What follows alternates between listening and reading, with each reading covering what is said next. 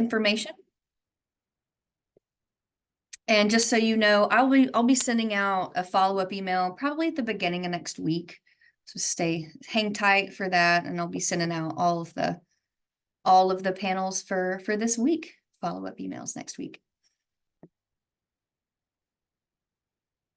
So officially, thank you, welcome, good afternoon, good sunny Friday, and happy Affordable Housing Week. This is the last day of Affordable Housing Week, and I am so overwhelmed with how much engagement and how much support we've gotten throughout the week, throughout all of our events, all the panels. Our panelists have been great.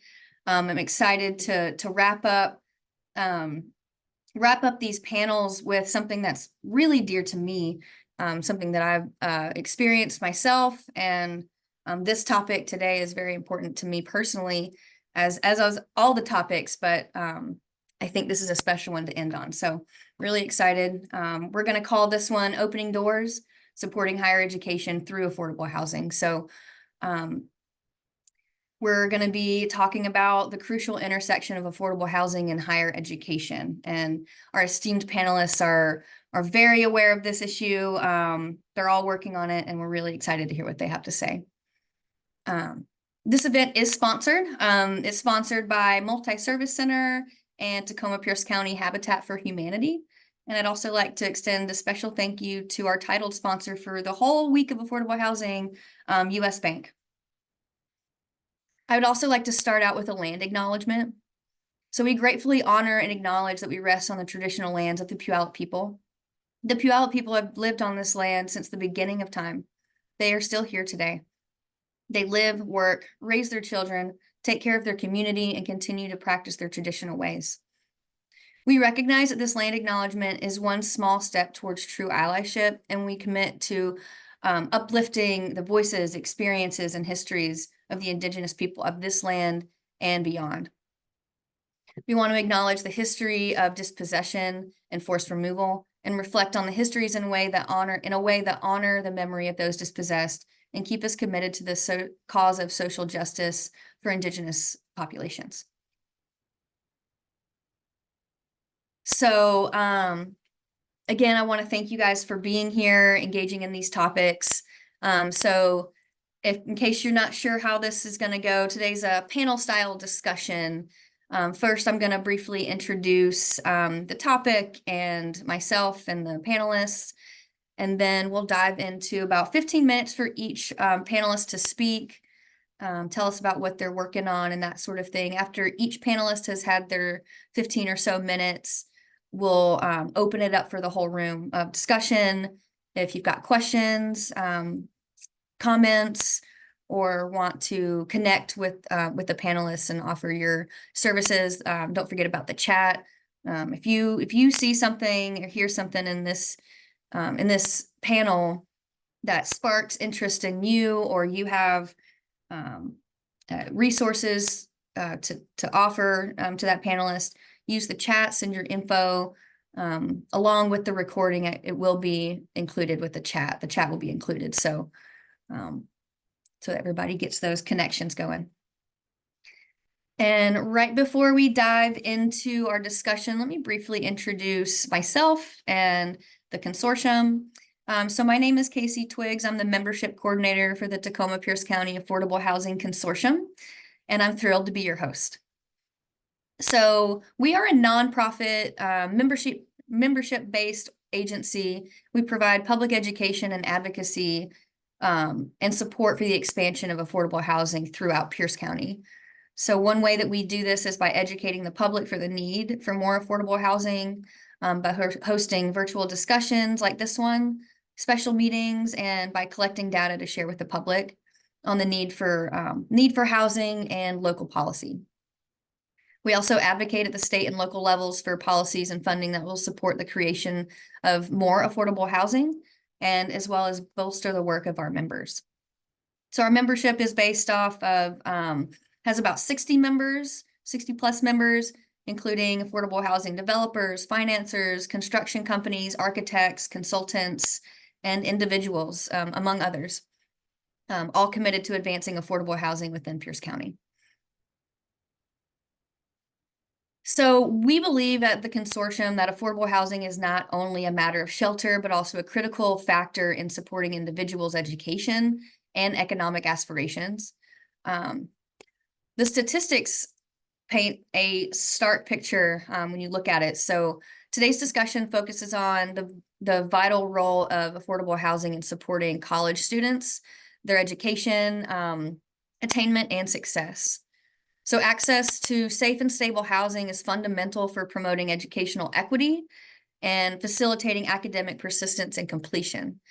Yet housing insecurity and homelessness among college students has become increasingly prevalent, an increasingly prevalent issue, posing significant challenges to their overall well-being and academic progress, success, and completion. So in the fall of 2022, students at 39 colleges and universities across Washington state participated in a survey administered by the Western Washington University in partnership with Washington State Achievement Council. And of those students, 34% experienced housing insecurity, with nearly half facing food insecurity as well. So these challenges are even more pronounced among vulnerable populations, such as former foster youth, with 76% reporting basic needs insecurity burdening. It's making people more likely to need being more likely for Black students than white students to receive unsubsidized loans for education, which increases their debt burden and affects their ability to pursue higher education and home ownership as well. So all of these are connected. Some of these issues we talked about in prior panels throughout the week as well. So these numbers underscore the urgent need to address housing insecurity among college students and ensure they have access to safe, stable housing to pursue their educational goals.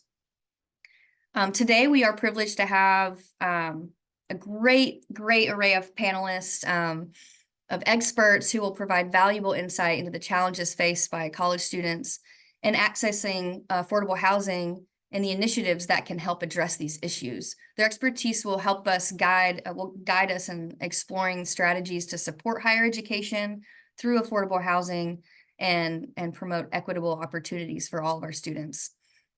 I'm going to briefly introduce our panel for today, and then we're going to dive right into it.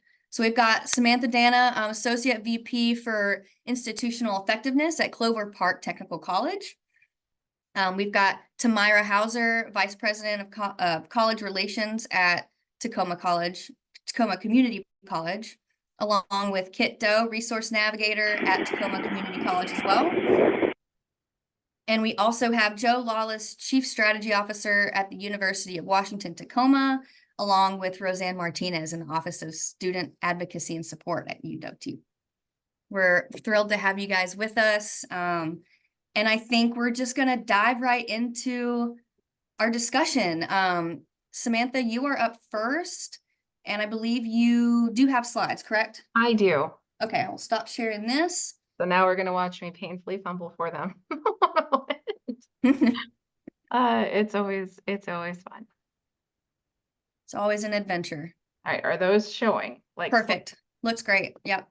Fantastic. All right. So thanks for the introduction, Casey. I'm Sam Dana, Associate VP at Clover Park Tech. I'm super excited to be here. I didn't put anything in the slide about myself. I don't want to read my bio or whatever, but to Casey's point about this being a topic near and dear to her heart, it is also for me. I'm a first-generation student, finishing my third degree, which has been super painful. But my parents were both high school dropouts. And as a child, we were homeless for a number of years, just, couch surfing essentially. So one of the reasons my parents did not finish and could not eventually find their way back to college was because they could never stop working to earn the money they needed to support our family. And that's essentially the key challenge that a lot of our students face. So this topic has also had a huge impact in my family's life. So super briefly, I'll go over some stuff about Clover Park. We certainly echo the findings that Casey mentioned in the survey. we're seeing increased needs among our students. We'll talk about some of the ways we're addressing them. And then I wanted to end with why it's so important to us, because we've been doing a lot of thinking about it at Clover Park over the last 4 years. So we'll start with a little bit about who our students are. Last full year, we had a little over 5,200 students. That includes credit and non-credit. We have had a very robust growth in our English as a second language and adult basic education students. So this does include them. And they're another population who has less access to college resources than our traditional degree-seeking students. So that's another avenue we're exploring for support. So about 3,100 students full-time. More than half of our students are students of color, as Casey said. That has some impacts on access to resources itself. Our average student age is 28. So we do get folks coming fresh out of high school, but on average, our student is somebody who's been out in the workforce for a while. They might have kids. They're likely working a job. They might have gone to another college. It didn't work out for them, and they're coming back to learn skills that are directly connected to a career.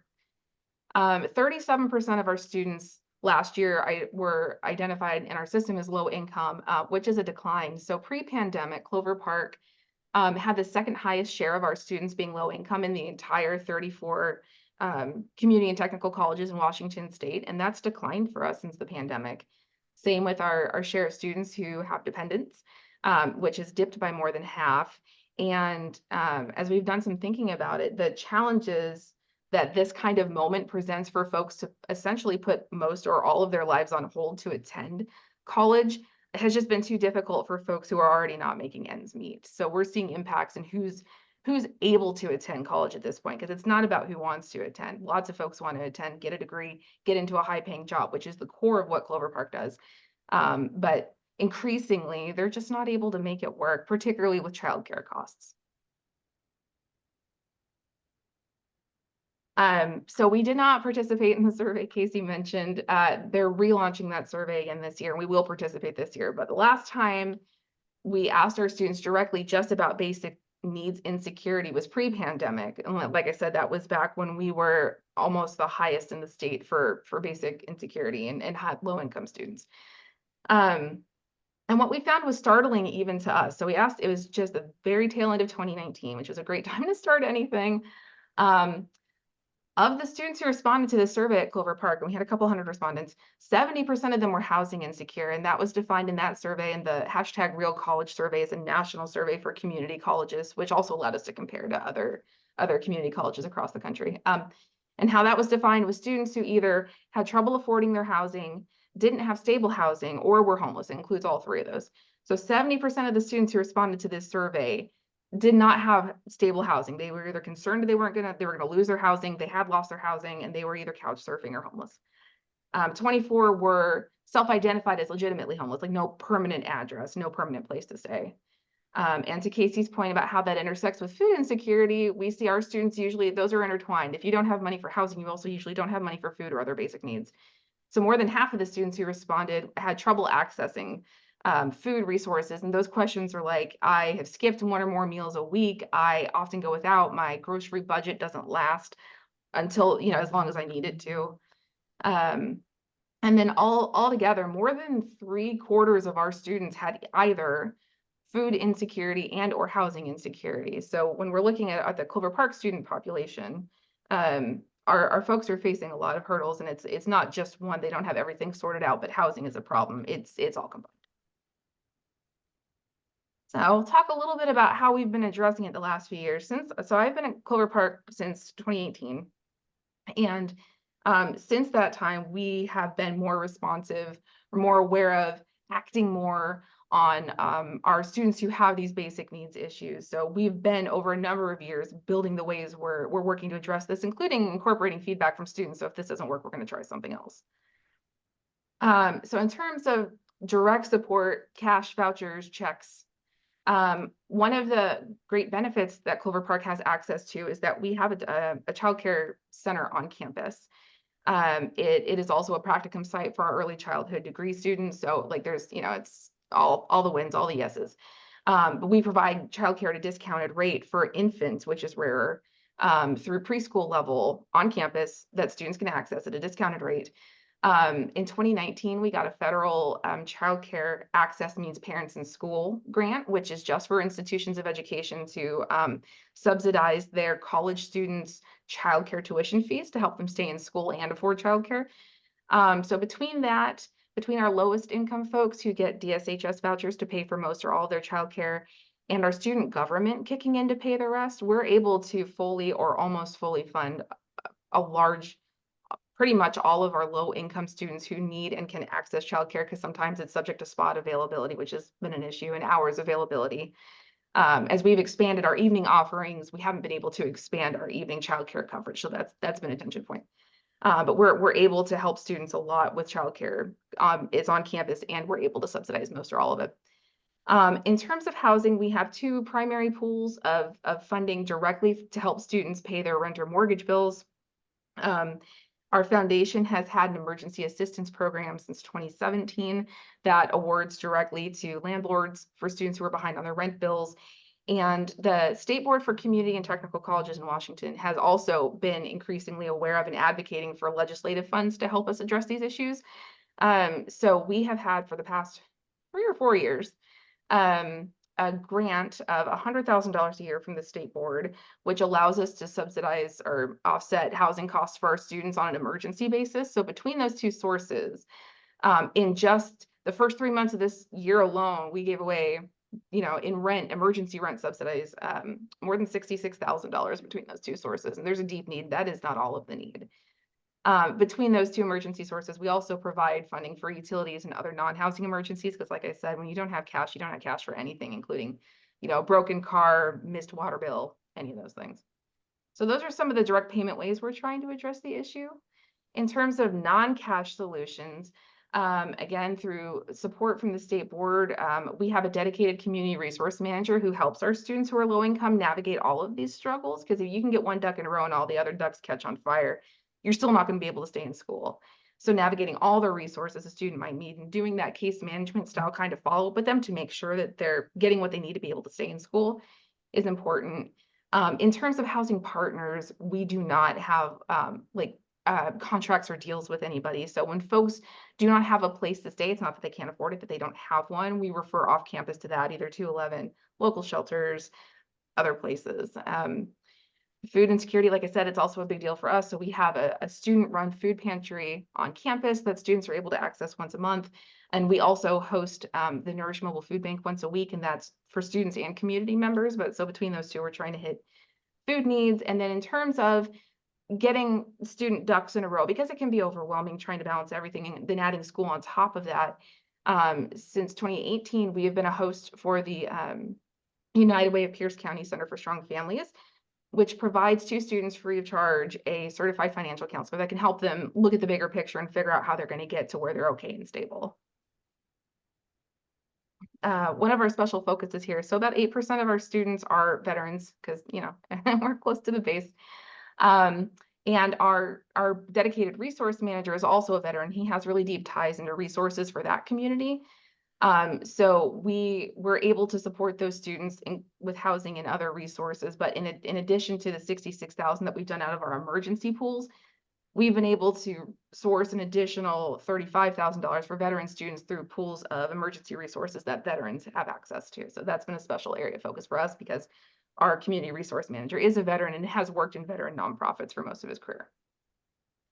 And then I just want to close really quickly with the importance of affordable housing to Clover Park, because we've been doing a lot of thinking around this. So 2 years ago at our Board of Trustees retreat, they came up with their priorities and their end goals for the institution, what they want us to look like in the future.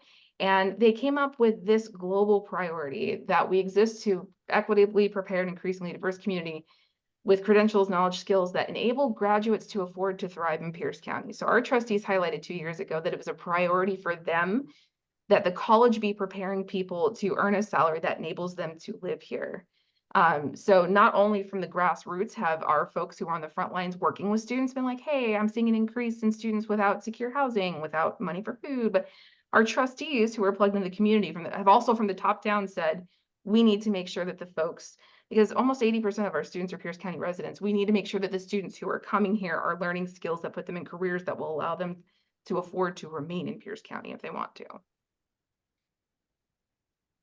And then, you know, I think that sometimes when we think affordable housing and higher education, we think about current students.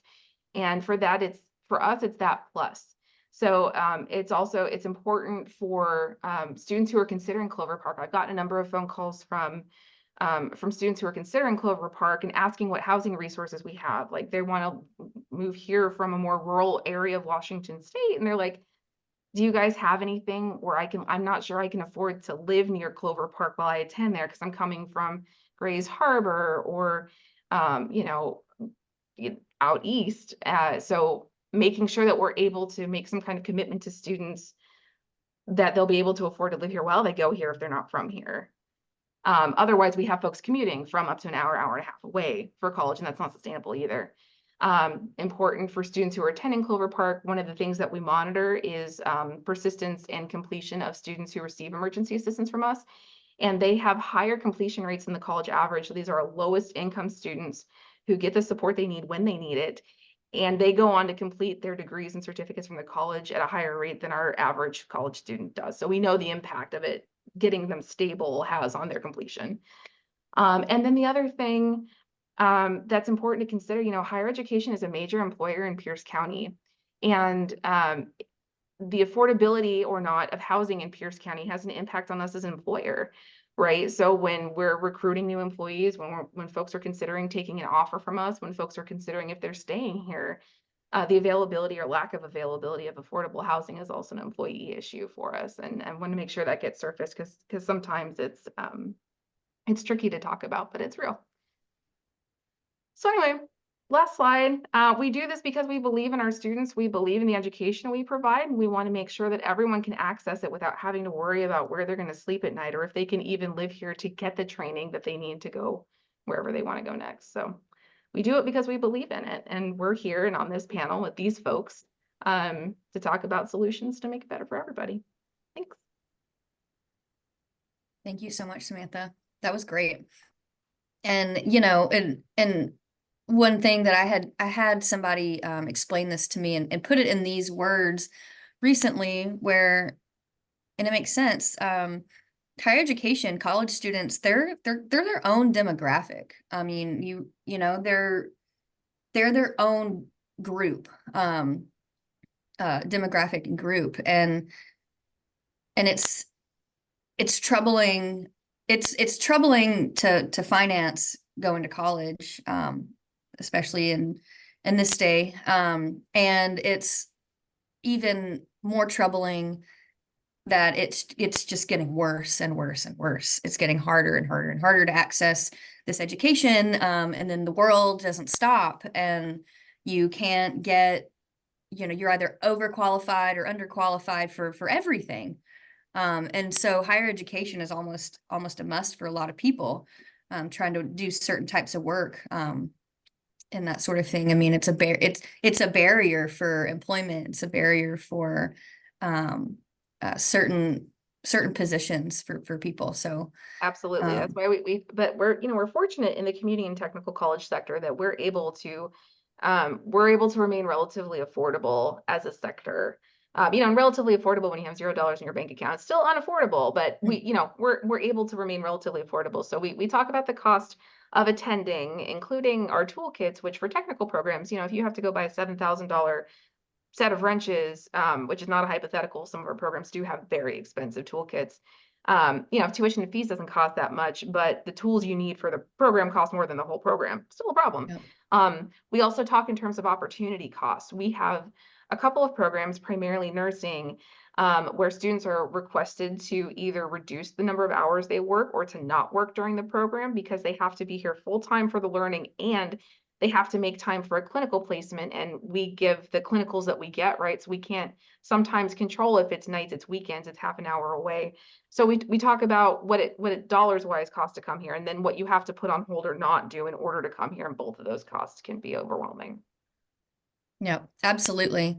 And since we have a couple more minutes for your allotted time, I'm gonna allow Stephen to ask his question.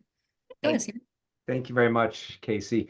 Samantha, I'm curious, when you talked about the childcare resources that are available, and you were just talking about students having to forego work, right, which is cash that can pay for childcare. Is the childcare is it just during academic time or during the quarter, or how does that work? And I mean, it seems like it's a value that it's also a practicum environment for your own programs. But I mean, I can't imagine, having to move a kid to 3 different childcare places. How does that work in terms of layering in stability or reducing instability? Yeah, that's a great question. So in terms of what we offer students, we offer full-time or part-time care. We have struggled in the past really mightily to offer drop-in care. So if somebody's like, I'll pay you, I'm making this right up, I'll pay you $50 for 2 hours while I'm in class, I don't need it the rest of the time.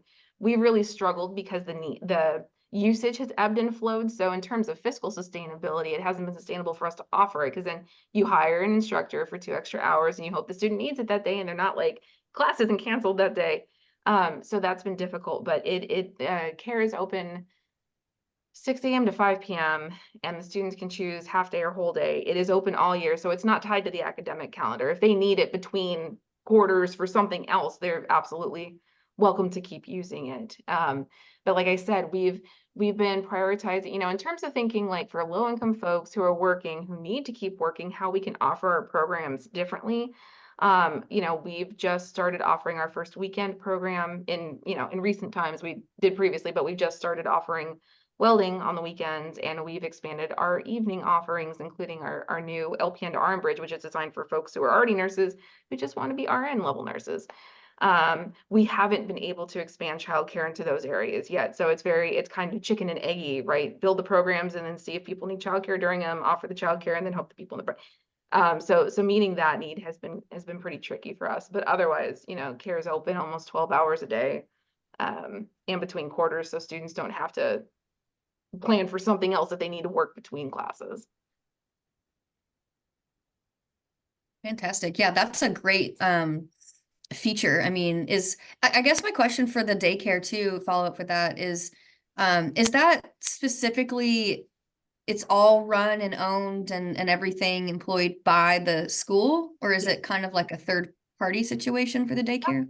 All of our daycare employees are college employees. We've had our daycare on campus. It was started by a group of student parents who just kind of did you watch my kids while I'm in class and I'll watch your kid. And then turned into something formal, and that formal got more formal in 2005 when we opened the center that we currently have. But all of the employees are college employees, not contracted out at all. And it's not just student children either. So our faculty and staff can place their children there too. And when we have slots available, community members can too. And it's a 4 out of 5 on the early achiever scale. So it's one of the highest quality daycares in the area also. And it's a living lab for our students. It's like, it brings all the benefits to us and our students. So that's fantastic.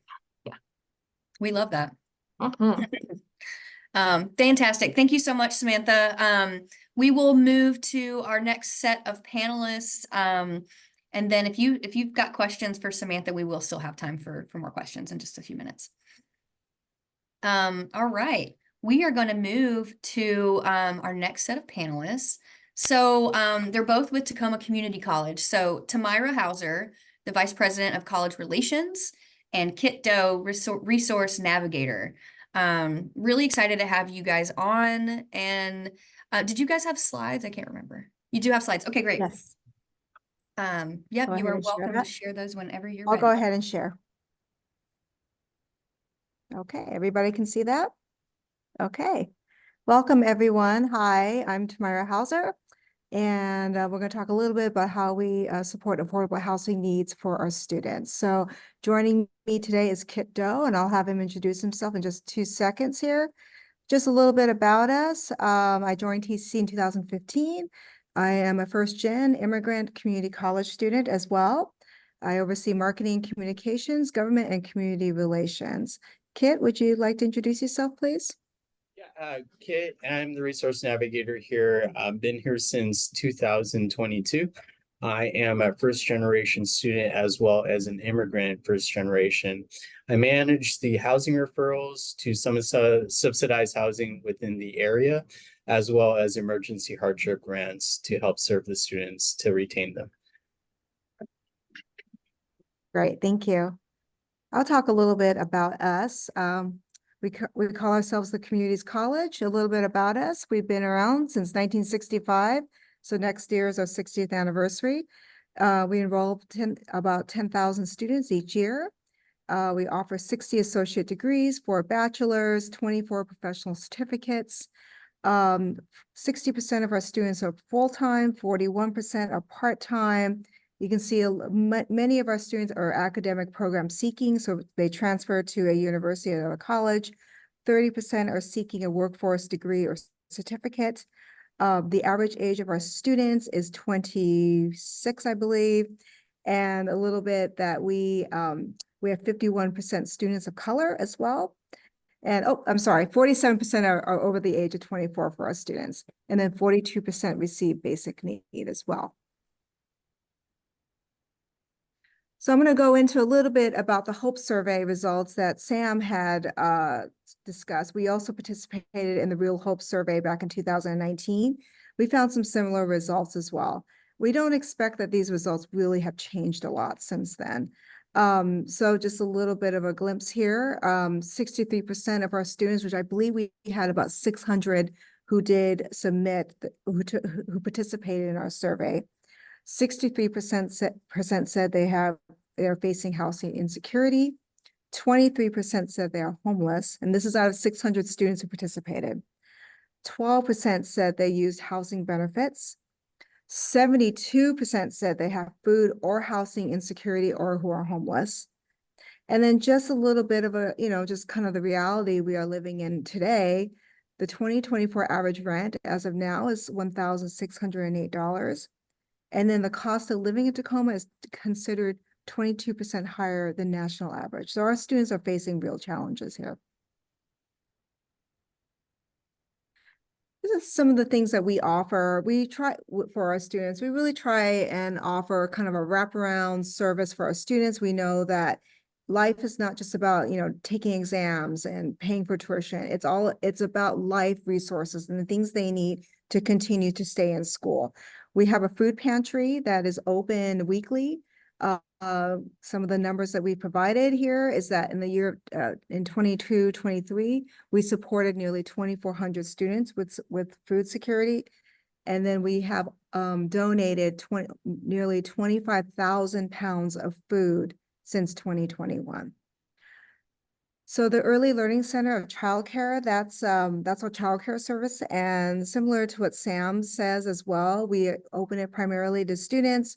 Then the second tier is staff and faculty, and the third tier is community as well. For our students, we offer care, daily childcare for students, and it's open year round. And students who are income eligible, they have access to receive early Head Start funds or other early childhood education and assistance program funds as well. That is actually, I think, a huge benefit for our students and to support their families and knowing that their children are getting very high quality, affordable childcare while they're in school here. And actually, the ELC is celebrating its 50th anniversary as of this year. We also offer emergency funding, especially transportation, housing, and other life needs. And that is where Kit is going to come in and talk us through. All right, Kit, you go ahead. Yeah, so some of the challenges to start for students even trying to find housing is there's a tight housing market, and some of the requirements for some of these students is they have to be near the students' jobs, childcare providers, and or schools. Their income is also a challenge because some of these students are going to full-time courses, maybe taking part-time, but their experience outside as far as income are not meeting the landlord requirements for some of these places. Some of them do experience landlord discrimination because they are students. And there is significant amount of paperwork that is required to even get housing, signing leases, to obtaining the the documentation to get into housing. Some of them have difficulty conducting the housing searches because of limited availability, and some of the costs associated with even moving into the residence they can't afford because they are college students. Next slide.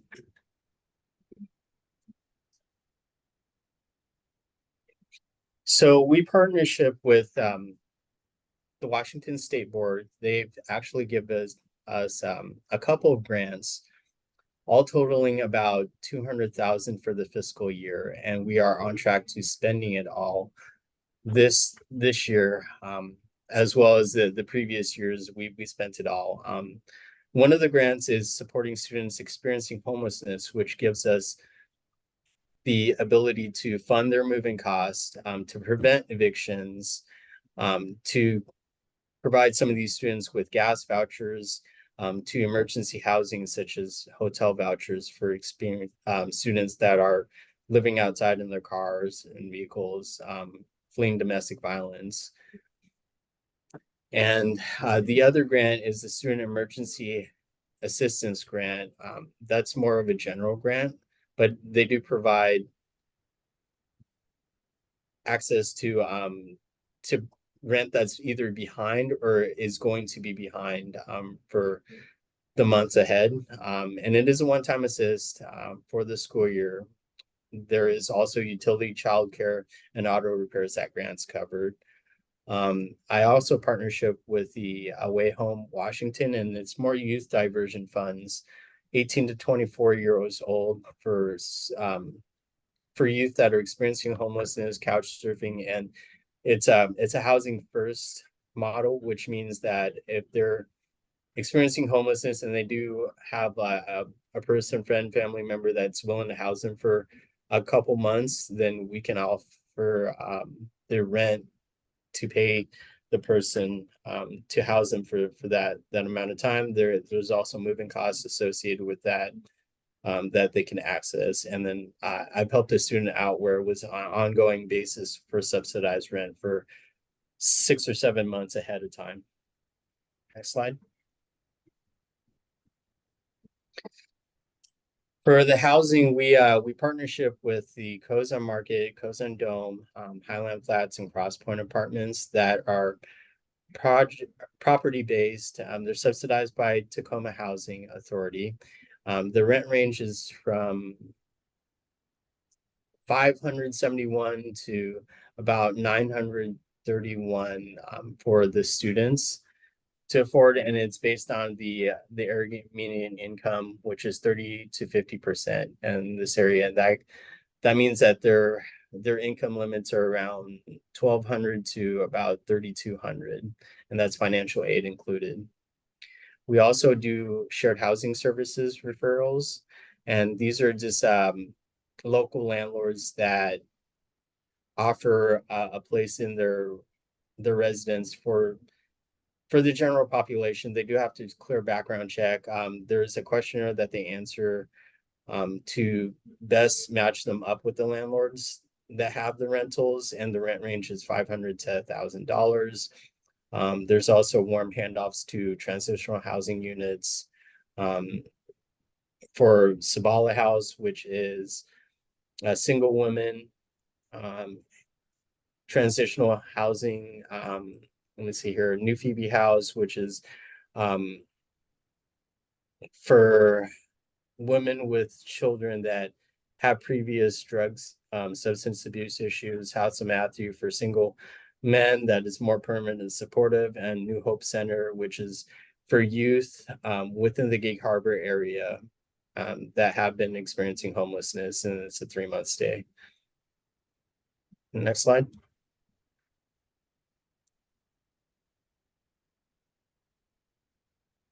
I think that's for you. I think it's me now. So, thank you, Kit. Kit works really hard and he has another partner who also helps with the navigating student needs. And he and I have actually spent a lot of time recently just going through some of the data and some of the needs of our students. And you know, they need from utility to transportation to housing needs. Their stories are just goes way beyond the data that we see. It's the stories that really have the impact and why we are in pursuit of finding really sustainable and affordable housing for our students. So I want to talk a little bit about CHAP because CHAP was actually a pretty big program that we had partnered with Tacoma Housing Authority. And that was from 2014 to 2022. And it was considered really a national model for this type of partnership. It was the first of its kind. It did end in October 2022. But while the program was in place, we offered housing vouchers to TCC students who were homeless or near homeless. And quite recently, actually just last week, there was a comprehensive evaluation that was published about CHAP, and I have the QR code here that talked a lot about the program, its impact, what it did do, what it could do, and just many, many takeaways and lessons to learn about these kind of programs. And honestly, I would encourage all of you to take a look at it because if you're considering a type of public-private partnership or looking at a new affordable housing partnership, especially with students per se, there's a lot of great takeaways about it. And some of them included like making sure that there's complex application processes, making sure we had the right staffing to answer the many questions. These are the most vulnerable students. And so we found they needed this intense wraparound support that sometimes our staff just was not able to do. So it really identified some of the gaps that we needed to fill and also identified the amazing things it did accomplish, and that when the program was done well, the students did well. And we found that the students who did get housing ultimately got through the program, their grades went up, employment security went up, housing went up, security went up, obviously, food security, their health, everything improved. And then they went off and finished their program. So when done well, the students did well as well. So this was one of the programs that we were pretty proud of and we continue to learn from as well. And I think it's going to guide us to the next phases. So as you know, Kit works and his team work really hard to continue to support our students in need. TCC is also going to be reconvening a new housing committee that we're going to be looking at to find more solutions, affordable, sustainable solutions for our students. We'll continue to work with affordable housing experts who has been connecting us with developers who specialize in this area. So we're hoping to do more partnerships and seek more community partnerships as well, and just continue to find that new low-cost sustainable ways to support students. It doesn't have to be millions of dollars, but we're hoping to find ways to continue to support them and be very creative and imaginative. So that's where we are now. I don't know if we have time for questions, but I thank you all for your time. Thank you, Tamyra and Kit. Yeah, great work that you guys are doing.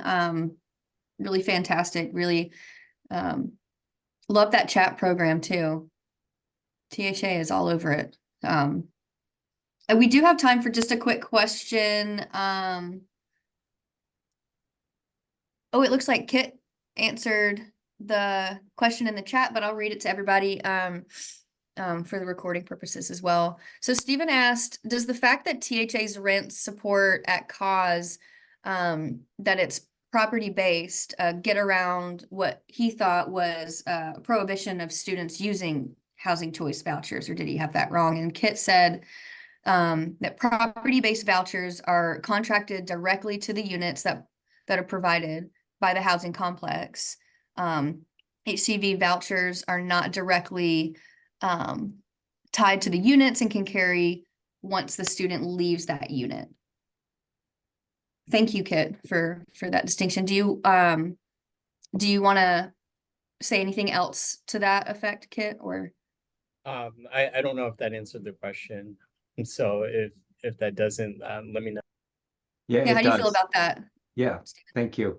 Yeah, And and nothing follows the student. If they lose that property-based voucher and they move out, they don't have a voucher that moves with them per se. Okay. Right, because students can't be voucher holders. Isn't that the issue independently?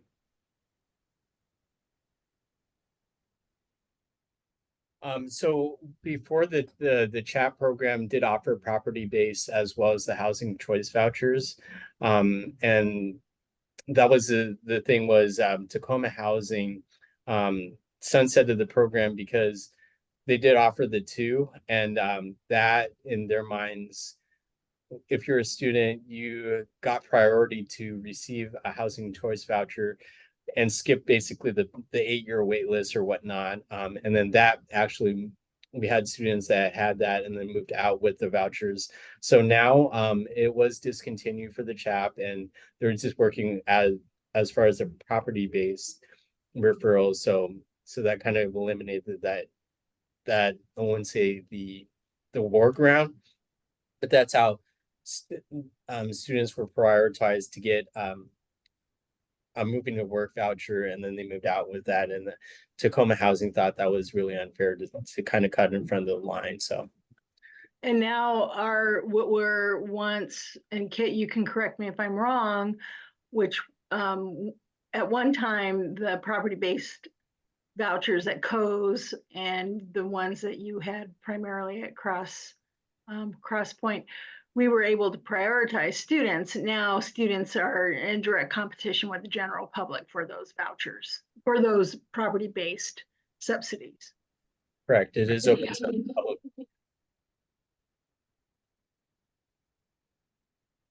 Thank you guys for answering that question and talking through it. Yeah, that was really informative. I appreciate you guys for being here, 1, and 2, what you do, and 3, telling us about it. We've got some more questions for you, but I guess we'll continue down our track and hear from everybody, and then we will have some more time for more questions and discussion here in just a couple of minutes. Thank you again. And so we are going to move to our last and final set of panelists for today. I'm super excited to have UW-Tacoma here. So it is going to be Joe Lawless, Chief Strategy Officer at UW-T, and Roseann Martinez with the Office of Student Advocacy and Support. And I just learned this right before the chat started, but Roseann is on her way to retirement, so in the next couple of weeks. So we appreciate the work that you have done, and will continue to do. I'm sure you're an advocate, and happy to have you both here, and happy to hear what you guys have to say. Did y'all have slides? No, we don't. Okay. No, but an interesting thing about the slides we don't have, we can take all the slides from Clover Park and TCC and just change the heading. Yeah. Because all the challenges and efforts that are going on throughout Pierce County in higher education are very common. And I think the themes that we heard are the challenges. We all have the same challenges, and we all know what the solutions are: more housing and more money. And many of us receive some of the same benefits, like the Supporting Students Experiencing Homelessness grant through the Washington Student Achievement Council, emergency funds, and other things that we're doing in terms of wraparound services. Maybe in our campuses, we call it something different. Most of us are participating in the property-based program at COES and Cross Point, and the second property that TCC launched, and we're always looking for partners. And I think that's what Joe is going to talk about more, the public-private efforts that are maybe yet to be tapped among all of us. But that's what I'd say. My slides are your slides, so I'm glad I didn't do any extra work. When you're as old as I am, you just work smarter, not harder. And I was thinking the same thing as you were going through those slides. Is your students are our students, and because they're all from this community. So I was just going to quickly talk about UW-Tacoma in general, a little bit about what we're doing down here in the downtown core, and then I was going to let Roseann talk about kind of what we're doing to support our students who are housing insecure. So we're about 4,800 students right now. We were about 5,400 before COVID, and demographically, 61% students of color. Half of our students are first-gen college students, half are Pell eligible, 2/3 receive financial aid. So a lot of the same demographics in terms of student populations. And we sit, in the heart of downtown, 46-acre campus. We're developed on about 1/3 of that land. There's been a couple of developments within the campus footprint recently. There's a crane right up the hill that is building unaffordable for our students housing on our campus footprint. So the state legislature in the last session allocated us the capital dollars to purchase the properties within our footprint that we didn't own yet. We're in the process of wrapping that up.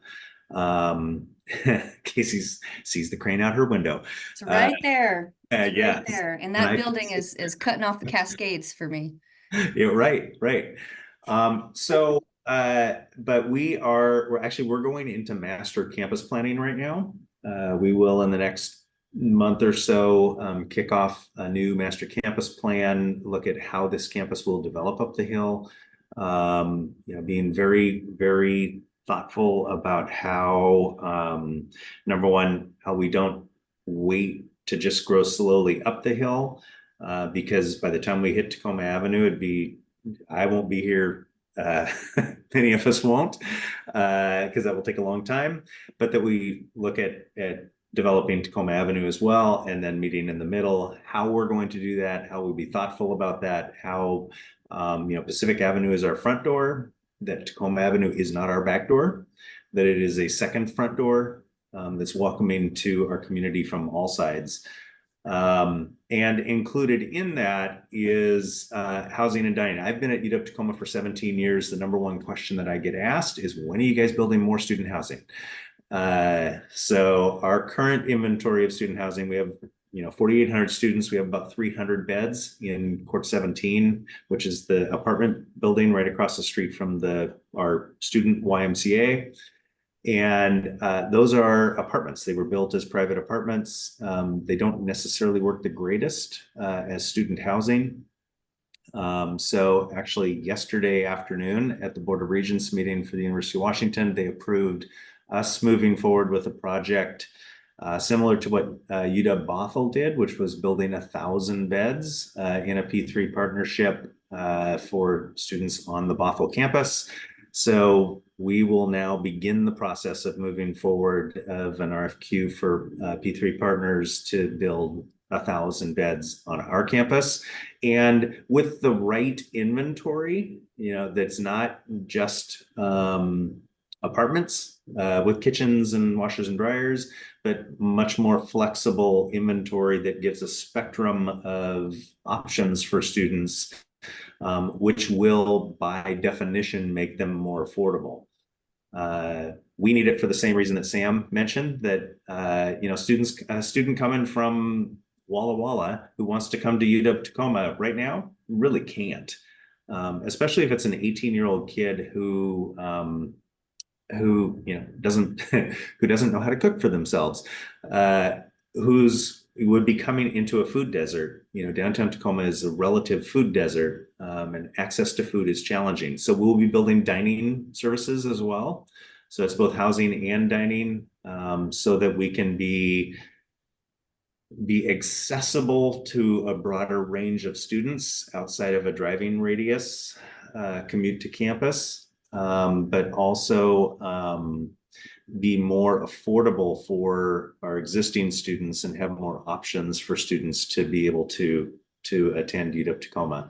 I think it'll be helpful. I talked to Tamyra. Tamyra and I were talking about we need to have coffee. I think it will be great for TCC students, for Pierce students, in terms of being able to have kind of transferability. And especially with TCC, you know, we're one bus ride away for those students. So I think it'll be a great thing for our campus. I think it'll be a great thing for the city of Tacoma and this region, and absolutely fantastic for our students. So I'm going to leave most of our time though for Roseann, who runs our Office of Student Advocacy and Support, to talk about the things that we're doing currently for students in order to meet their needs. All right. Thanks, Joe. I'm Roseann Martinez, and in 2017, in partnership with the School of Social Work here at UW Tacoma and Student Affairs, this office was started as a wraparound case management program. And over the years, as we've developed, we've realized that the #1 presenting issue that students come to our office for help is housing, among other things that are impacted by housing: food insecurity, mental health, academic challenges, childcare, all of the things that TCC and Clover Park have named. So I won't belabor that, but just to add a couple of extra things that we're doing. And I think the other thing is the more, and this is happening in the SSEH ongoing meetings and the Basic Needs Navigators ongoing meetings. Also here today, we finally have been able to grow our office. We have our first ever second case manager. I ran the office and was the case manager for 6 or 7 years. We have Sarah Sutton now, who's a graduate of our program, our MSW program, and she was one of our interns. I'm going to say something about interns in a minute because we talked about that, the nursing interns as well as other interns. And then we also have on the meeting Samara Gonzalez, that she's our basic needs navigator, also funded through the legislature. I don't remember the bill, but we use some of the SSEH grant money to supplement that as well. We pay our social work interns a small stipend, but I think where we can advocate around internships and our programs that require them and the organizations that get our interns is payment for internships. And, there's the argument, wow, they get credit for their internship. But it is a challenge, especially in the second year and the final year in a program when somebody has to do an internship and give up pay to get those internship hours in. We're part of the Hope Study. We have a food pantry that's open daily. We do the Nourish food truck. I mean, all of us are doing similar things. We have an emergency aid program. We're using the COEs, mostly COEs. Every now and then we refer somebody to Cross Point, but mostly we use COEs. We have a really wonderful relationship with Kathy Reynes, the owner of COEs Properties. It's been bumpy, to say the least. And now with THA changing the rules around those units, those subsidized units being open to the public, it's even more challenging to refer our students and get our students in with the right amount of money, with the right deposits. And we're able to use emergency aid and the SSEH grant to help students as well. One of the additional food programs we started with the SSEH grant is called our food cupboard. It's a Hungry Now, Eat Now, where, as Joe said, there's no place to get food on campus that's affordable. We've got couple pizza place. We've got Subway that won't take coupons, those coupons that come in the mail from Subway. Our Subway here on Pack Ave won't take them. We have Soda High School, School of the Arts, Tacoma School of the Arts right nearby. So there are a lot of students that are hungry and walking around trying to eat. But we provide Hungry Now, Eat Now, a hot, microwavable. We try to make it healthy. Samara's got a nutrition background. We're trying to get some healthier foods in there. and keep the junk food. A lot of offices offer junk food for students, but we have many of the same partnerships that TCC has. Associated Ministries Home Share Program. We were in a relationship with, I think it was called Home Share, the Home Share organization, before they merged and were taken over by Associated Ministries. And the other thing that we were able to do with the SSEH grant, that's in South Sound Community College does some master leasing of apartments that then they put students in. We kind of are doing that teeny weeny mini. What we've done is our resident hall that Court 17, we were able to, with the SSEH grant, rent 2 studios and call them emergency housing.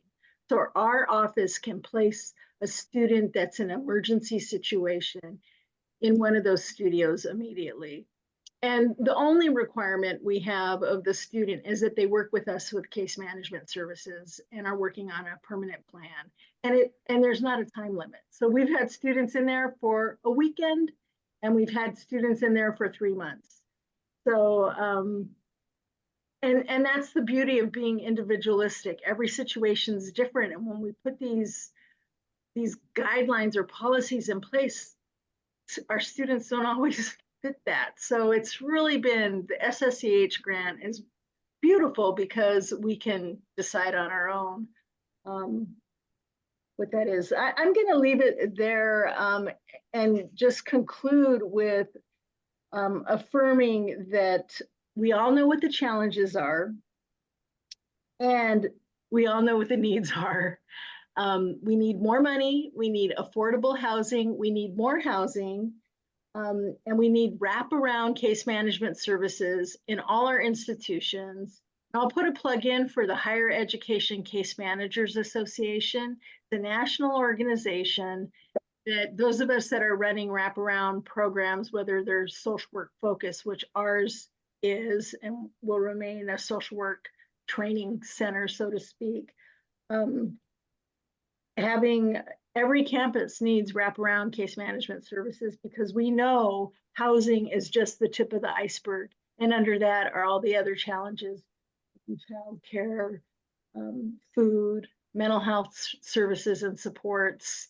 And we've got to address all that. So the solution isn't just get more houses and that are affordable, but it's providing a whole safety net of services so that students can be successful.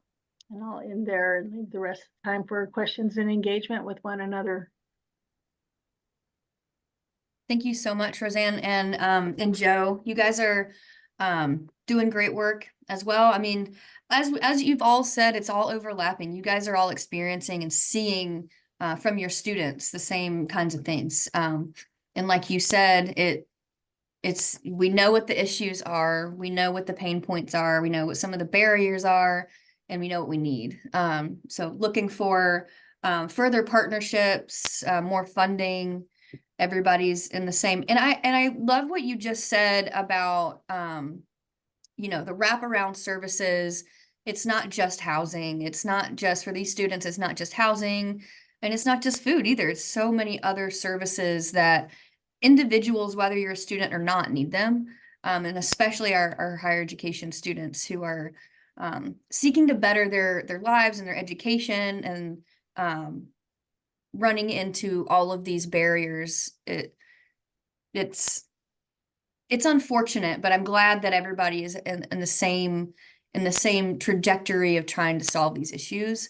And I think that what you said about it being wraparound services and all of these things, I think it's a great way to kind of pull together even this whole week of conversations. I mean, we did Affordable Housing Week panels on different topics because housing touches everything. Housing insecurity makes everything more difficult. And it's not just felt by people with mental illness, and it's not just felt by people who don't want to work. And I think we're breaking down stereotypes, we're breaking down misconceptions of the housing issue through these conversations, and especially for college students. I mean, it's just wild to me, and I've experienced it as well. And as Samantha said, she has as well too. And I'm sure other people on the call can relate to that. So, sorry, I'll stop. That was just more of a comment of mine, you know, and so this is the time for questions, questions and comments and networking in here. If you have anything to say to the panelists, even if it's not just a question, to recognize them, their work, or relate at all. So you're welcome to interrupt me, take yourself off mute and interrupt me. That's okay. Use the raise hand feature if you like that, or utilize the chat, because we've got a good little bit of time for questions if we'd like them. Pause for a moment.